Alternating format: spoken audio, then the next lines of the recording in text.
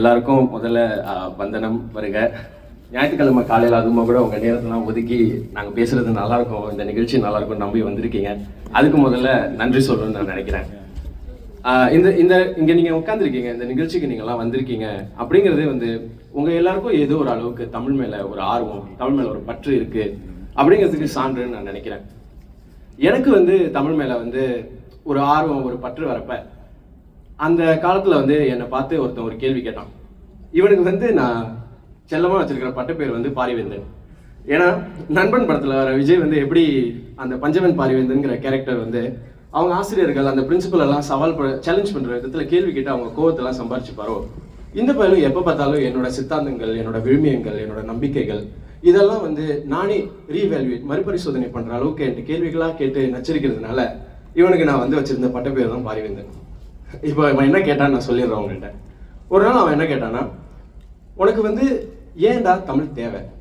நீ தமிழில் உனக்கு ஆர்வம் இருக்குது, நீ இதுக்கு நேரம் செலவழிக்கிற, ஆனால் இது ஏன் உனக்கு தேவை அப்படின்னு சொல்லி நீ யோசிச்சு பார்த்துருக்கியா அப்படின்னு அவன் கேட்கும்போது, தமிழ் ஆர்வலர்களுக்கு இருக்கிற ஒரு டெம்ப்ளேட் பதில் இருக்குல்ல, அதுதான் முதல்ல எனக்கும் வந்துச்சு.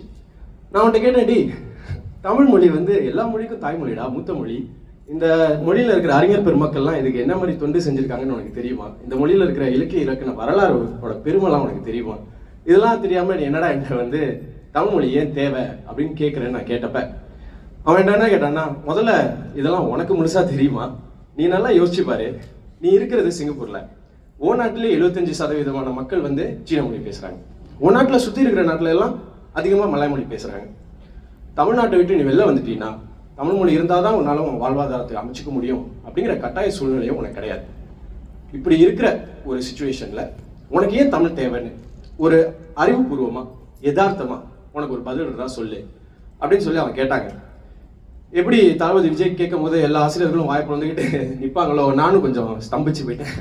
ஆனால் இந்த கேள்விக்கு பதில் நான் தேடிக்கிட்டு இருக்கும் போது Homo sapiens the brief history of mankind அப்படின்னு சொல்லிட்டு ஒரு பிரபலமான புத்தகம், அதை தமிழில் கூட மொழிபெயர்ப்புலாம் செஞ்சுருக்காங்க. அந்த புத்தகத்தை நான் படிச்சுக்கிட்டு இருந்தேன். அப்போ அந்த புத்தகத்தில் அவரோட எழுத்தாளர் ஒரு பகுதியில் ரிலிஜன் அப்படிங்கிற கான்செப்டை எக்ஸ்ப்ளோர் பண்ணியிருப்பார். அவர் என்ன சொல்கிறாருன்னா, மதம் அப்படிங்கிறது நம்ம கடவுள் மேலே வைக்கக்கூடிய நம்பிக்கை மட்டும் கிடையாது.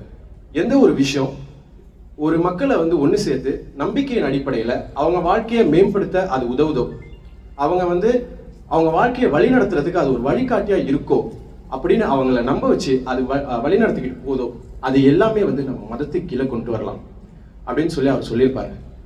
அப்போதான் நானும் லைட்டாக யோசித்தேன்.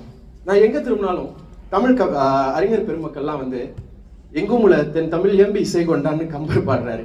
இந்த பக்கம் பார்த்தா நாளும் இன்னிசையால் தமிழ் பரப்பும் ஞான சம்பந்தன்னு, தமிழ் பரப்புறதுனால தான் எனக்கே பெருமைன்னு திருஞான சம்பந்தர் சொல்றாரு. அது மட்டும் இல்லாமல், நலம் வளர்த்த தமிழன் அங்கே பது மதுரை பெருவெளியில் பாண்டியன் கை பார்த்தவளே, தன்னை புகழ் தன்னிடத்தோர் சொல்லில்லாத தாயே என் தமிழே என் பாதம் போற்றின்னு கவியரசர் கண்ணதாசன் தமிழை வணங்குறார். தமிழுக்கு அமுதென்று பேர், தமிழ் என்பது தமிழ் எங்கள் உயிருக்கும் என்று பாரதிதாசன் சொல்றாரு. இது எல்லாத்துக்கும் மகன் தரிக்கிற மாதிரி ஒரு மகா ஞானி 32 மொழிகள் கத்துக்கிட்டதுக்கு அப்புறம் யாம் அறிந்த மொழிகளிலே தமிழ் மொழி போல் இனிதாவது எங்கும் காணும்னு சொல்றாரு. இவங்கெல்லாம் தமிழை இவ்வளோ பெருமையா பேசுறாங்கன்னு நான் யோசிக்கும் போது அப்பதான் எனக்கு ஒன்று தோணுச்சு. தமிழ் மொழி அப்படிங்கிறது நம்ம எல்லாருக்கும் நம்ம கம்யூனிகேட் பண்ற பயன்படுத்துற மொழியை தாண்டி நம்ம எல்லாருக்கும் தமிழர்களுக்கு அது ஒரு மதம் மாதிரி இருக்கு. இப்போ நம்ம மல்டி கல்ச்சுரல் சொசைட்டியில வாழ்ந்துகிட்டு இருக்கோம். நமக்கு மற்ற கல்ச்சரை அனுசரிச்சு போகணும் அப்படின்னு சொல்லி சிங்கப்பூர் அரசாங்கம் தான் சொல்லிக் கொடுக்கணும்னு அவசியம் இல்லை. தமிழர்கள் எல்லாருக்குமே தெரியும், யாதும் ஊரே யாவரும் கேள்வின்னு. ஒரு நல்ல மனிதனா இருக்கிறதுக்கு, ஒரு நல்ல குடிமகனா இருக்கிறதுக்கு தமிழை நம்ம எல்லாருக்கும் சொல்லி கொடுத்துருக்கோம். இன்னும் செய்தாரே ஒருத்தர் அவர் நானே நன்னயம் செய்து விடல்னு.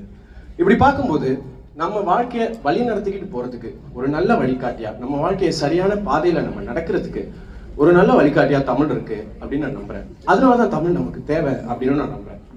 இதையும் தாண்டி நான் இந்த மாதிரி அறிஞர்கள்லாம் எழுதுற விஷயங்கள்லாம் படிக்கும்போது தமிழை பத்தி நான் ஒரு விஷயம் கவனிச்சேன். மனோன்மணியன் சுந்தரனார் தமிழ் தாய் வாழ்த்துல எழுதுறாரு, கன்னடமும் களி தெலுங்கும் கவின் மலையாளமும் துளுவும் உன்னுதரத்தை எதிர்த்தே ஒன்று பலவாகிடினும் ஆரியம் போல் உலக வழக்கலின் துளிந்து சிதையாவும் சீரிழமை திறன் வியந்து செயல் மறந்து வாழ்த்ததுமேன்னு சொல்றாரு. அவர் என்ன சொல்றாருன்னா, இந்த திராவிட மொழிகள் எல்லாம் தமிழோட சீரிழமையை பார்த்து வியந்து வாழ்த்துதுன்னு சொல்றாரு. ஆனால் இந்த திராவிட மொழிகளுக்கு எல்லாம் தாய்மொழி தானே தமிழ். அப்படின்னா தமிழோட தாய்மையை தொன்மையை பார்த்து வாழ்த்தலாம். அது ஏன் தமிழோட இளமையை பார்த்து இந்த மொழியெல்லாம் வாழ்த்துது அப்படின்னு நான் யோசிக்கும் போது தான் இப்போ நான் உங்களுக்கு சொல்கிறேன், I pass you my phone, help me take a picture அப்படின்னு நான் உங்களுக்கு சொல்கிறேன்னா, இந்த ஒரு வாக்கியத்தை நீங்கள் வந்து வேறு எந்த மொழியில் சொல்லணும்னாலும் பிக்சர் ஃபோன் அப்படிங்கிற 2 வார்த்தை ஆங்கிலத்தில் இருக்கும், இல்லைன்னா ஆங்கிலத்திலேருந்து டிரைவ் பண்ணப்பட்ட வார்த்தையாக இருக்கும். உதாரணத்துக்கு மலையாள மொழியில் TLIFONE மலையாள வார்த்தை நம்ம ஒத்துக்கிட்டாங்க, இருந்தாலும் அது ஆங்கிலத்திலேருந்து டிரைவ் பண்ணப்பட்டது. ஆனால் தமிழ் காலத்துக்கு தகுந்த மாதிரி தன்னை மாற்றிக்கிட்டே இருக்கிறதுனால என் கைத்தொலைபேசி ஒன்றை தர எனக்கு ஒரு ஒளிப்படம் இல்லை புகைப்படம் எடுத்து தானே நம்ம முழுசாக தமிழ் வார்த்தைகளை மட்டுமே கணக்கு சொல்லலாம். யாரோ ஒருத்தர் புதுசாக தொழில்நுட்பம் கண்டுபிடிச்சிருக்காரா, கலீலியோன்னு ஒருத்தர், அதை என்ன பண்ண விடுத்த உடனே ரொம்ப தொலைதூரமாக பேச விடுதா, தொலைபேசி காரண பேர் வச்சுக்கோ. அதே மாதிரி அந்த தொலைபேசி இப்போ கையில் அடங்கிடுச்சா, கை தொலைபேசி காரண பெயர்.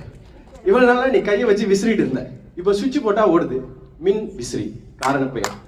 இந்த மாதிரி எப்போதுமே தமிழ் தன்னை இளமையா வச்சுக்கிறதுனாலதான் தமிழை வந்து அவர் சொல்றாரு, எல்லா திராவிட மொழிகளும் தமிழோட சீரிழமையை பார்த்து வியந்து செயல் மறந்து வாழ்த்துதுன்னு. இப்போதான் அதுலதான் வந்து எனக்கு பாரிவேந்தன் என்னை பார்த்து கேட்ட கேள்வியோட நுணுக்கம் புரிஞ்சிச்சு. தமிழுக்கு நீ ஏன் தேவைன்னு அவன் என்னை பார்த்து கேட்கல. ஏன்னா என்னைக்குமே இளமையா 2800 வருஷமா இளமையா இருக்கிற தமிழ் நம்ம வாழ வச்சுதான் வாழணுங்கிற அவசியமே கிடையாது. அவன் என்னை பார்த்து என்ன கேட்டான்னா, உனக்கு ஏன் தமிழ் தேவைன்னு கேட்டான். அப்படி பார்க்கும்போது தமிழ் நம்ம அறிவை நம்ம புத்துணர்ச்சியோடையும் என்னைக்கும் இளமையா வச்சுக்கணுங்கிற காரணத்துக்காக நமக்கு தமிழ் தேவை. அதையும் தாண்டி நம்ம வாழ்க்கையை நம்ம சரியான முறையில் வழிநடத்திட்டு போறதுக்கு நமக்கு பல விஷயங்கள் இருந்தாலும் தமிழும் அதுல ஒரு முக்கிய அங்கம் வகிக்குதுன்னு நான் நம்புறேன். இதனாலதான் நமக்கு தமிழ் தேவைன்னு நான் நம்புறேன். ஆனா இந்த பாரிவேந்தருக்கு நான் வாயடைக்கிற மாதிரி பதில் சொல்லணும்னா என் மனசுல இருந்து ஏதாவது எழுதுனாதான் உண்டு. ஏன்னா இந்த பாரிவேந்தன்கிறவன் வேற யாரும் இல்லை, என்னோட மனக்குரல் தான். இவன் இந்த மாதிரி தான் எப்போ பார்த்தாலும் என்னை பார்த்து ஏதாவது கேள்வி கேட்டுக்கிட்டே இருப்பான். அதனால நான் வந்து இந்த கேள்வியை பற்றி யோசிக்கும் போது ஒரு 4 வருஷம் இருக்கும். அப்போ வந்து இவனுக்காக பதில் அப்படின்னு வந்து ஒரு கவிதைன்னு சொல்லாமான்னு தெரியல, ஆனால் ஏதோ ஒன்று எழுதுனேன். அதை வந்து உங்கள் எல்லாரோடையும் பகிர்ந்துக்கணும்னு ஆசைப்படுறேன். நல்லா இருந்தால் நல்லா இருக்குன்னு சொல்லுங்க. இது நான் பெருசாக யார்ட்டையும் பகிர்ந்துக்கிறது, அதனால ரொம்பலாம் கழுவி ஊற்றிடாதீங்க. நான் வந்து இதை பகிர்ந்துக்கிட்டு என்னோட உரையை முடிச்சுக்கணும்னு ஆசைப்படுறேன். இதோட தலைப்பு வந்து ஒரு தமிழன். உலகின் மிகப்பெரிய இனத்தின் மகன் நான். எண்ணிக்கையில் 2ஆம் இடத்தில் இருக்கும் மதத்தின் அர்த்திகன் நான். எனினும் எங்கும் நான் சிறுபான்மை. இனத்திடம் சென்றால் தீவிரவாதி, மதத்திடம் சென்றால் அவர்களின் மொழியின் புலமையறியாத விருந்தாளி. இனத்திடமும் மதத்திடமும் எனக்கு கிடைக்காத உரிமை ஓரிடத்தில் உண்டு. மொழிகளுக்கெல்லாம் செம்மொழி எம்மொழி தமிழ்.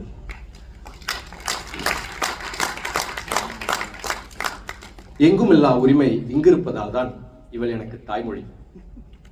இவள் தான் ராமனை பாட கவி சக்கரவர்த்தியை கொடுத்துவிட்டு நபிகள் நாயகத்தை பாட உமர் புலவரையும் கொடுத்தவள்.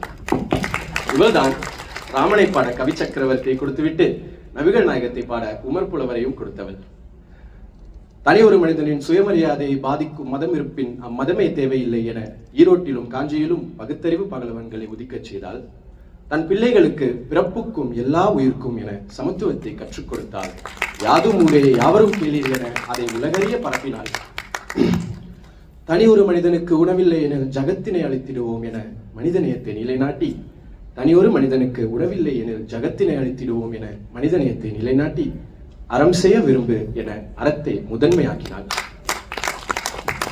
இவளின் தாய்மையால் தான் எம்மதமும் சம்மதமாகும் இவளுடன். அதனால் தானோ தெரியவில்லை, தமிழருக்கு தமிழன் என்ற முகவரியே விருப்பம். தமிழருக்கு தமிழன் என்ற முகவரியே விருப்பம். அன்புடன் அறத்துடன் எழுதுகிறேன் ஒரு தமிழன். நன்றி.